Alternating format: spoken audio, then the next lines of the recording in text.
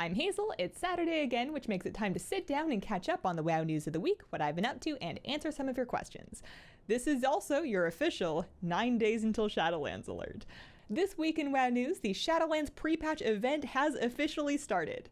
I'm kind of enjoying just loitering around Icecrown waiting for rares. I've heard talk that 20 minutes is both too often and not often enough, but for me it's like the right interval of time to make it just worth like, oh, let's just hang on and do the next one. Because when you're farming, when you're just trying to get that Argent Conscript set, the Scourge Stones you get from killing rares pretty quickly adds up to enough Argent Commendations to like buy your catch-up gear.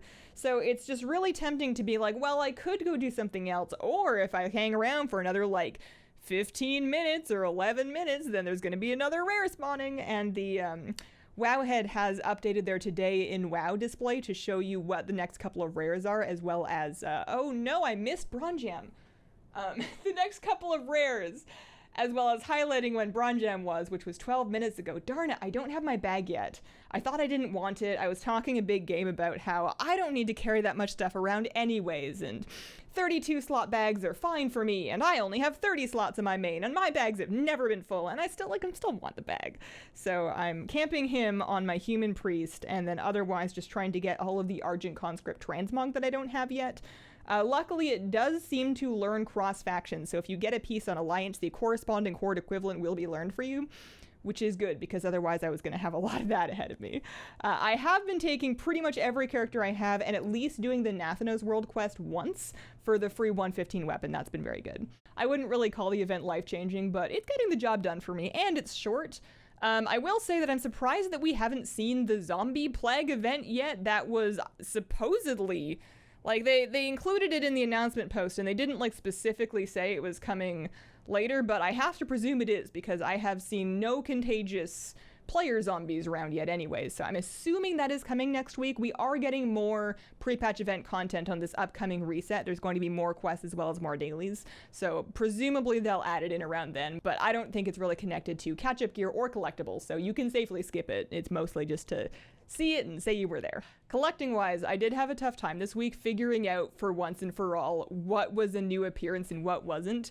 The final strategy is really just to install Can I Mog It and look at the vendor and then get the things that have the red X's on them, because every other method of determining if I already know this has been hit or miss.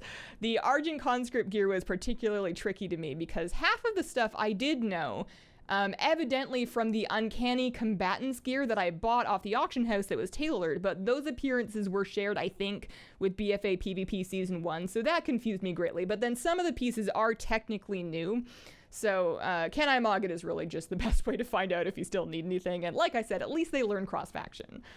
Other news this week, Blizzard has put out a warning that there will be a currency conversion when Shadowlands launches on November the 23rd/24th. Your Titan Residuum will be translated to gold and mailed to you at a rate of 1 Residuum to 1 silver. They're also cashing out your honor, which really tells me I don't understand PvP currency this season, because I thought that was a different thing. Anyways, they're cashing out your honor apparently, and then your conquest is going to be reset. The key takeaway here is your Titan Residuum is turning to gold, and the ratio kind of sucks. If you take that Titan Residuum and you buy the cheapest chest pieces from the vendor, you can get much more bang for your buck. So I had 22,000 Titan Residuum, and at the flat default conversion that they want to mail to me, they're going to give me about 223 gold. Or I could take that 22k Residuum, buy a bunch... Hang on, I need to do the math again. I looked this up this morning. 22,000 Residuum, 175 apiece.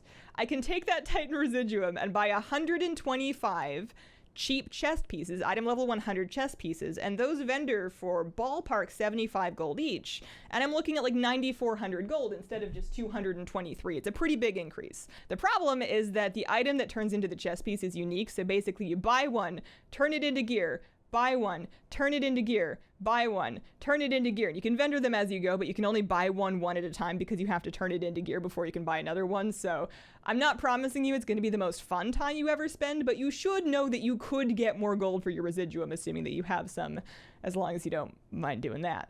And in my life this week, I just finished spending my morning at the DMV. It was delightful, but I was doing the paperwork to actually get my license. I passed my test a week or two ago, but due to COVID, the whole thing's really messy. But I now actually officially have the paperwork I need, and they're mailing me the card. I can go anywhere alone with no accompanying driver anytime I want, really no restrictions. I have a full Class C driver's license now, and I don't feel like I should.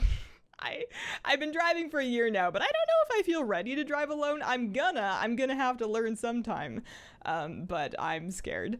I've also been on a huge decluttering and organizing kick. These strike me every now and then, and I find myself out of control of my cleaning and decluttering, but it feels really good, and you know, there are worse habits that I could have poor impulse control with. So I try not to worry about it too much. Essentially, my spouse and I have been talking about where we want to go next in life. And we've been wanting to move for a while, but we were looking at, do we buy a house? Do we buy a house here? And we were recently talking and we realized that we could feasibly move back to Canada where my family is, because neither of us have family here in Oregon at this point. And we don't really, aside from convenience and saving money, we don't really have a great reason to stay. And then now that I know it's possible, I want to go home really. I want to move back to the island really, really, really, really, really badly. So I'm like really excited about it, even though I need to be patient because the process can take years, especially now with COVID. So I need patience that I don't have. I'm just like inventorying my things. I'm building spreadsheets with like itemized lists of things to bring and things to sell and things to donate, and like, you know, document checklists and immigration checklists and you know, taxes and mortgages, and I'm full adult brain beyond my own control, but I want to go back so bad. So that's what I've been up to. For questions for this week, Grant asks, is it worth it to do the Black Empire campaign to get the legendary cloak on my alts, or will I get something better while leveling through Shadowlands? So you will get something better, but it will take a long time. The legendary cloak has an incredibly high item level, and that's going to carry you through basically all of your leveling process. You're going to replace it either very late or at the end as you get into normal dungeons, but that's still only like a day or two of your initial Shadowlands experience.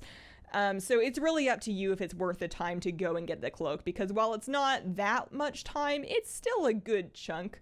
I did it for like 2 or 3 of my alts, and then I got bored and I'm just not doing it for the rest of them. And I feel like that's a good balance. Like if you have characters you're leveling first that just never got their cloak, like you're just coming back, then absolutely get your cloak on like your new main or your prime alt or whatever. But all of your alts, And Zdaz asks, I saw that it showed what day that you got a mount. How did you get that enabled? I'm sure it's an add-on. What is it? I have the Solar Spirehawk and no one believes me that I got it on the first few rounds it was available. It would be nice to prove that I did. So it is an add-on that I have that does that. It's called Mount Journal Enhanced.